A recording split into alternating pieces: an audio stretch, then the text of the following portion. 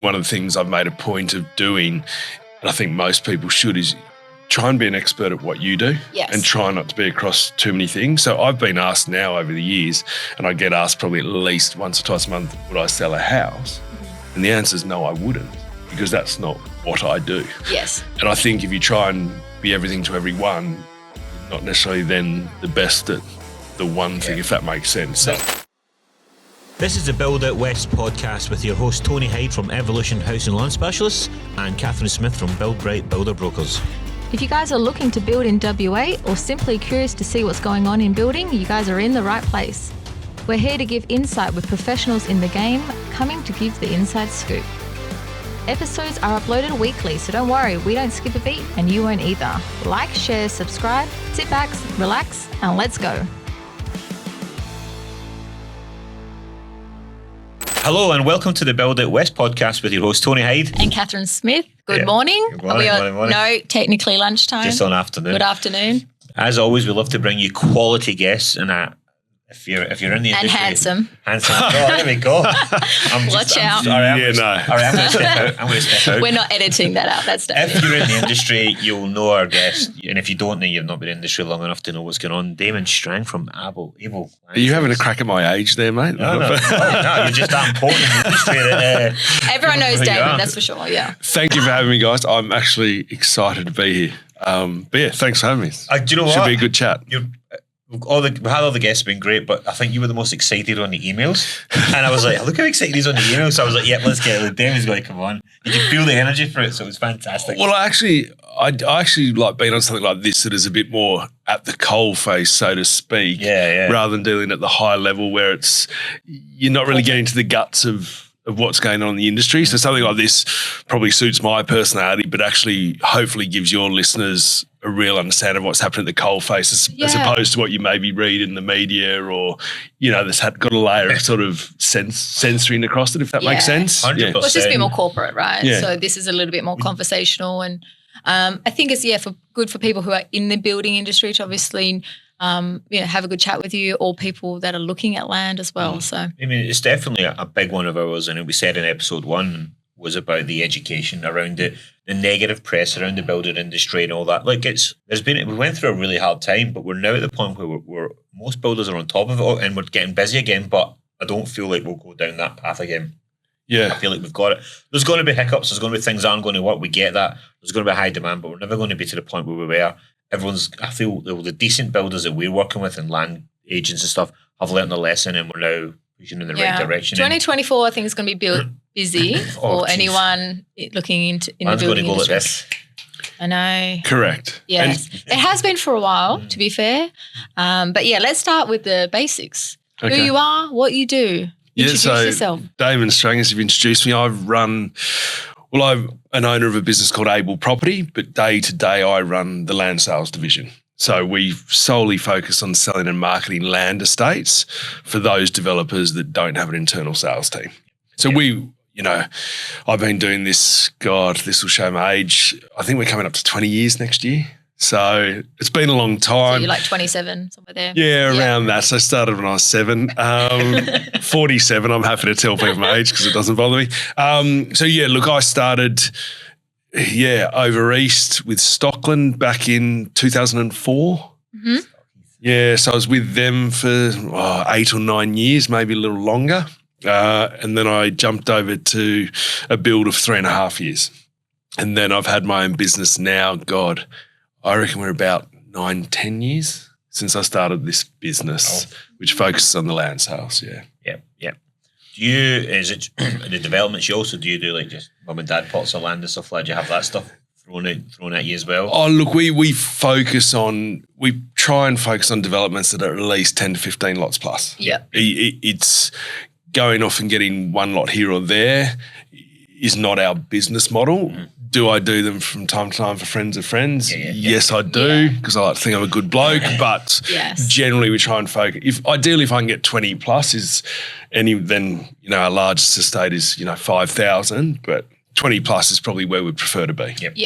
I mean, there is such a huge shift in knowledge with working with someone who is an actual land agent to a real estate agent selling a block of land in, say, Duncraig or whatever, a one-off, because obviously coming from the build side, their knowledge on land, because they're more in the established market, they treat it like an established purchase. Correct. Where obviously we're talking about, titles and build contracts and things need extensions and, all the complexity of that.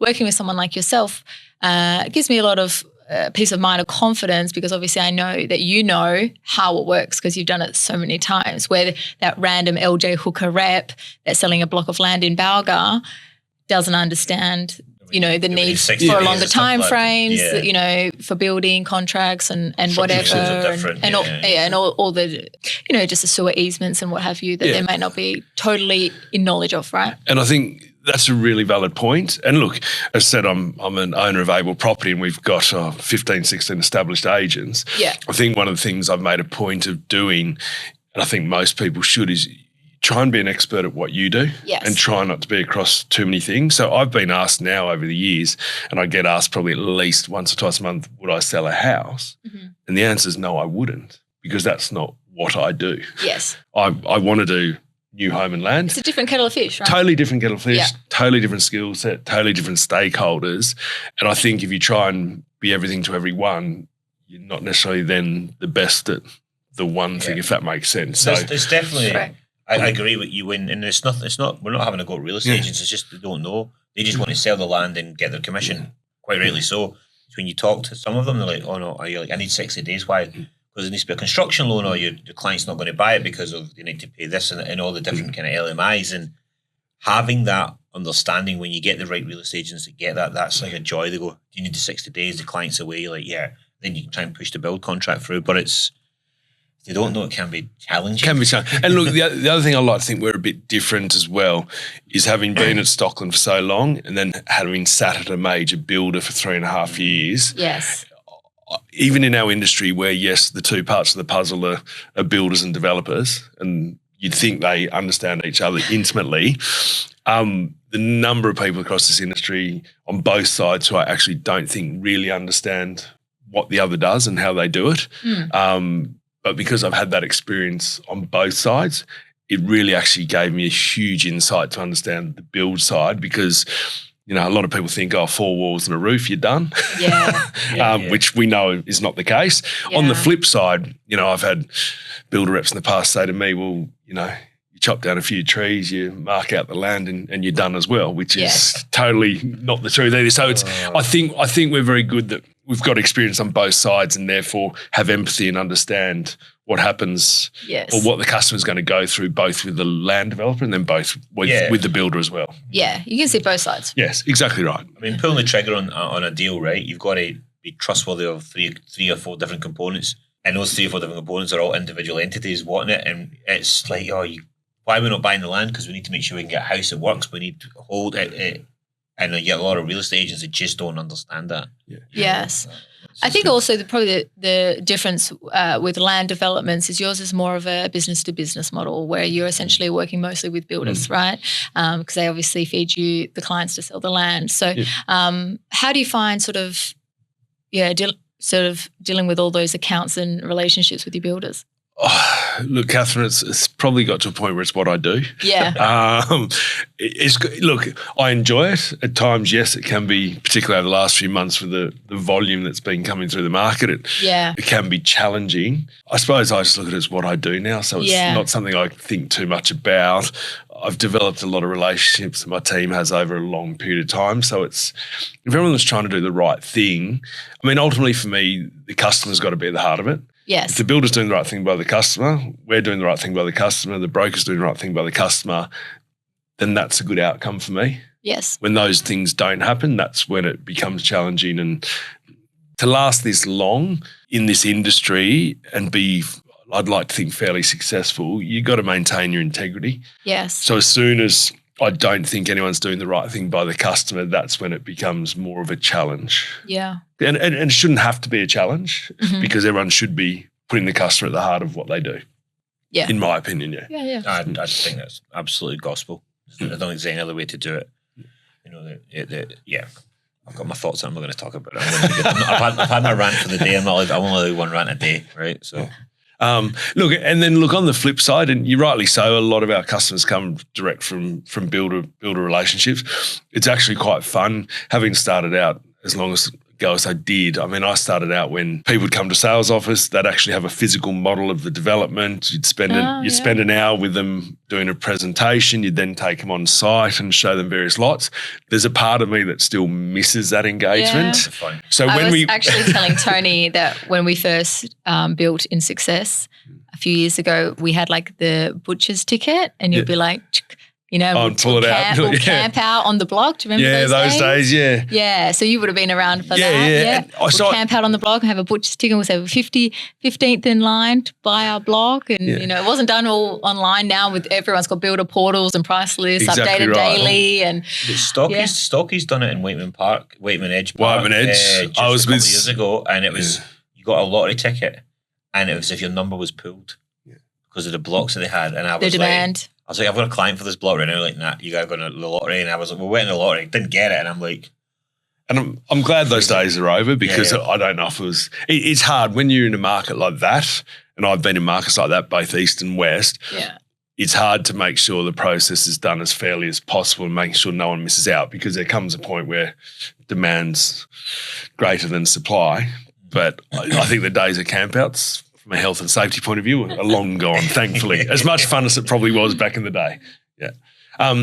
So in terms of customers coming direct, as I said, from time to time, that is nice to deal with. Yeah. Because it reminds me of the good old days, so to speak. Yeah. One thing I think that's at the heart of our industry, which won't change, even though now we've got DocuSign, yes, people are doing a lot of research online, I still think you need the face-to-face contact, whether that be the likes of myself with builders, the likes of builder with customers, or customers with me. Yeah. I think that's critical. We're not purchasing a Mars bar, a can of Coke, and an iPhone. This is a massive decision for a lot of people, and I still think face-to-face contact will remain as part of our industry as long as I'm in it. I certainly still do it. At least I will meet with my clients, and then we'll work out what's the best form of communication with them. I mean, I've got WhatsApp groups with them. I've got people that want to catch up every time. Whatever the client kind of wants, I'm happy to make sure that they're comfortable to go through. That's the way I'm, probably similar to you.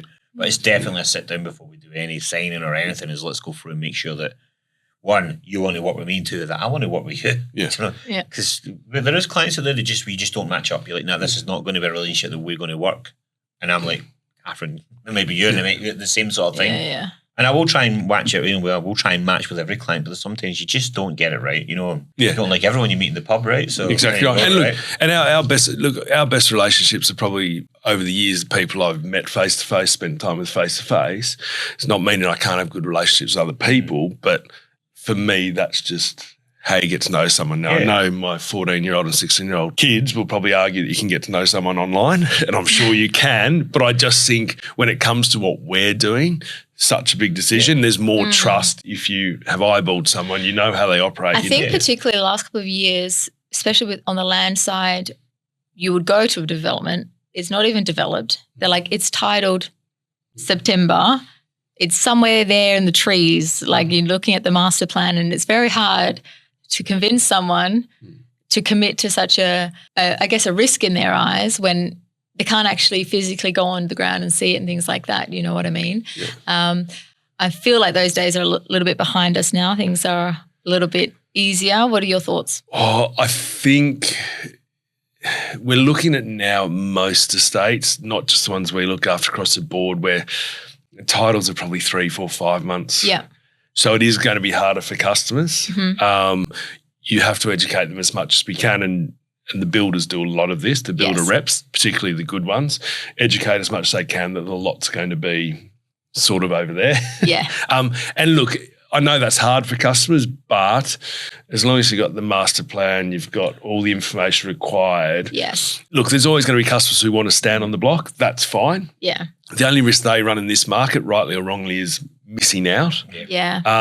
But I think most developers can get you close enough to where it's going to be that's a very educated you can still make a very educated decision on your lot. Correct. And drive them around the estate if it's part of it establishing. It will show you what it's kind of going to look like, because the estates keep them very uniformed, and so the roadways will be the same, the fencing will be the same, so you get an idea of what's going in there, right? So, Yeah. Yeah. What land developments are you guys